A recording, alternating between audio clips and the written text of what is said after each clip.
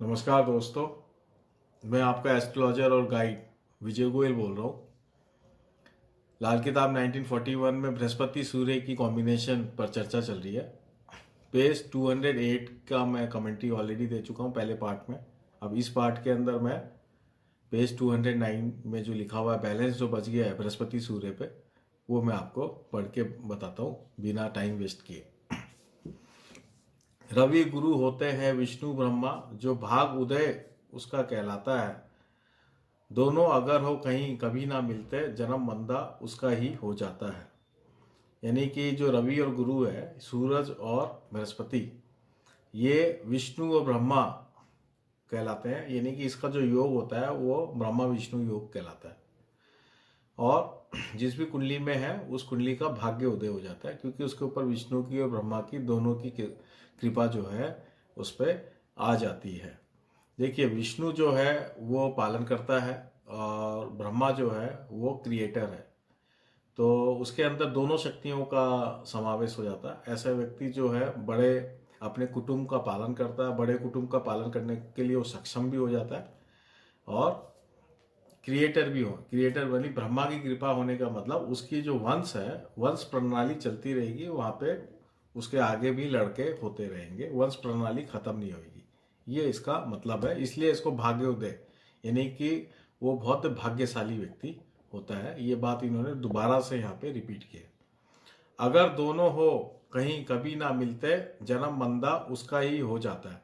अगर ये आपस में मिलते नहीं है तो फिर उसका मंदा जन्म हो जाता है। तो इसमें अगेन दोबारा से ये बात बताइए कि जिसके भी कुंडली में सूरज और बृहस्पति इकट्ठे हों, उस व्यक्ति को उसके बाप बेटे को साथ रहना चाहिए। बल्कि बाप बेटा और उसका खुद का बेटा सबको साथ रहना चाहिए, तो उसको ज़्यादा फायदा होगा। जॉइंट फैमिली में रहना चाहिए तो उसको विशेष फायदा होगा। ये बार बार किताब में बताई गई है। और इसमें ये क्या लिखा हुआ है कि अगर ये मिलते नहीं है तो मंदा हो जाता है ना। तो जैसे खाना नंबर 6 में, खाना नंबर 7 में, इवन खाना नंबर 10 में भी ये मिलता नहीं है।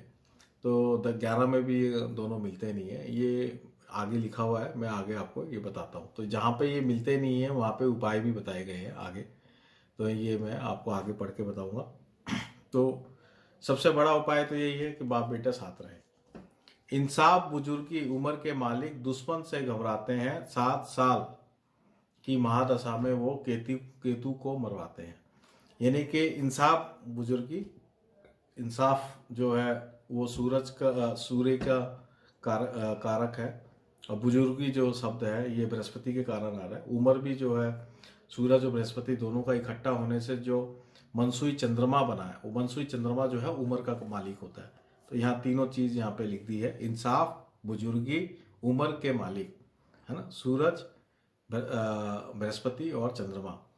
ये इसका यहाँ पे मीनिंग सीधा बताया। दुश्मन से घबराते हैं, इन दुश्मन इससे घबराते हैं, इस कॉम्बिनेशन से दुश्मन घबराते हैं। ये अपन पहले वाले वीडियो में मैं इसको डिटेल में बता ही चुका हूँ, जो 208 पेज में लिखा हुआ था।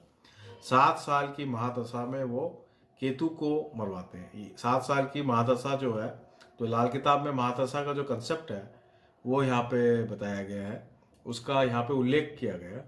वो केतु को मरवाते हैं कि अगर ऐसा टाइम आता है, जो अगर वो 7 साल की महादशा, जो केतु की महादशा है, वो चालू हो जाती है, तो ये कैसे चालू होती है, कैसे चालू नहीं होती है, ये महादशा वाला जो शब्द है ये बहुत ही टिपिकल है लाल किताब में। इसको बहुत क्लैरिटी से नहीं बताया है ग्रामर पोर्शन के अंदर। फिर भी अभी इस पे लोग रिसर्च कर रहे हैं, मैं भी रिसर्च कर रहा हूँ, लेकिन जब हम ग्रामर का पोर्शन करेंगे तब इस पे और चर्चा कर लेंगे।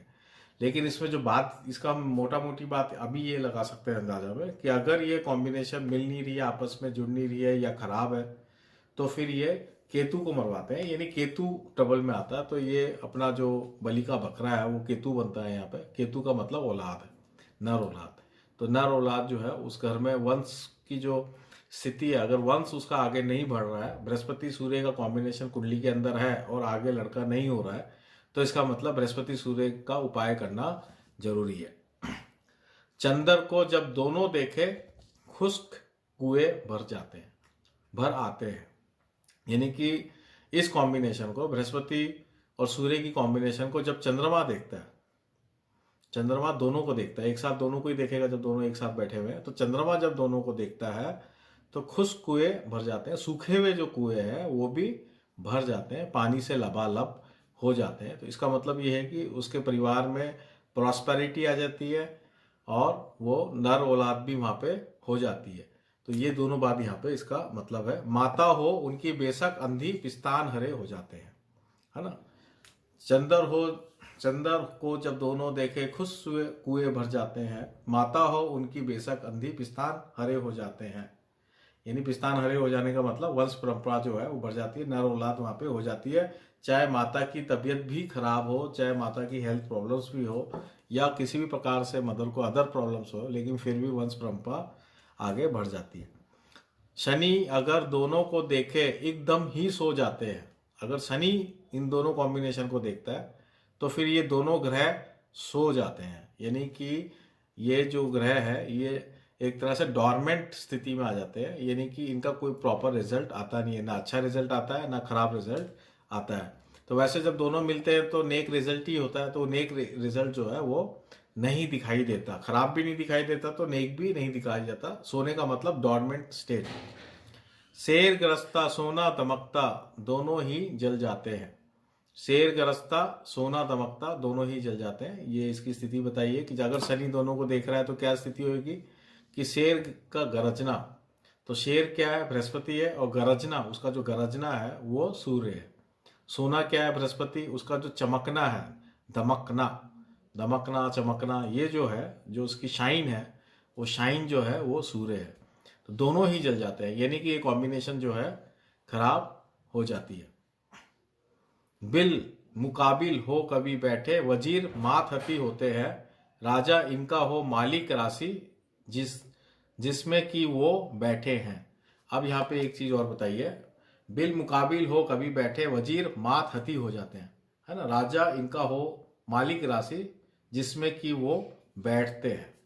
तो यहाँ पे अगर बिल मुकाबिल होने का मतलब आमने सामने, तो अगर बृहस्पति और सूर्य आमने सामने है यानी 1-7 पोजीशन में है, युति में नहीं है, कॉम्बिनेशन की बात नहीं हो रही यहाँ पे, 1-7 पोजीशन की बात हो रही है। तो अगर बृहस्पति और सूर्य आमने सामने है तब इसका जो नेक असर है वो नहीं आएगा, बल्कि वजीर वाला असर आएगा। वजीर का मतलब हो गया कि फिर वो वजीर बन जाएंगे। वजीर का मतलब एडवाइजर, मिनिस्टर, यानी वो किसी के लिए काम करेंगे। मात हती का मतलब किसी के नीचे काम करना, जैसे राजा के नीचे काम करना, राजा के नीचे ही वजीर होता है। तो ऐसे व्यक्ति जो होते हैं इंटेलेक्चुअल तो होते हैं, और लेकिन वो खुद राजयोगी नहीं होते, बल्कि वो मिनिस्टर होते हैं। तो अगर ये आमने सामने हो तो तब भी ये बहुत अच्छी कॉम्बिनेशन है। वो वजीर होते हैं यानी बहुत इंटेलेक्चुअल होते हैं, कंसल्टेंट होते हैं, मिनिस्टर्स होते हैं, और राजा को सलाहकार होते हैं, राजा के सलाहकार होते हैं। लेकिन यहाँ पे राजा कौन है, राजा इनका हो मालिक राशि जिसमें कि वो बैठे हैं। तो राजा कौन होगा, जिस हाउस में ये बैठे हैं, जिस राशि में ये बैठे हैं, तो जहां पे उस राशि का जो मालिक है। अब यहाँ पे आमने सामने बैठे हैं, सूर्य और बृहस्पति आमने सामने बैठे हुए हैं। तो यहाँ पे हमें ये देखना, क्योंकि यहाँ 2 राशियों में बैठे हैं, एक राशि में नहीं बैठे हैं, तो आमने सामने तो 1-7 पोजीशन है। तो आपको ये देखना होगा कि उन दोनों का जो मालिक है, उस हाउस, जिस हाउस में जो कालपुरुष कुंडली के अनुसार जो राशि पड़ती है, उन दोनों के मालिक की स्थिति को आप देख लीजिए। वो जो कुंडली में वो जो मालिक होंगे वो उनकी क्या स्थिति है, उनके अनुसार वो आदमी उस एरिया में एडवाइजर होगा, उस एरिया में वो उसका कार्य क्षेत्र होगा। ये इसका मतलब है।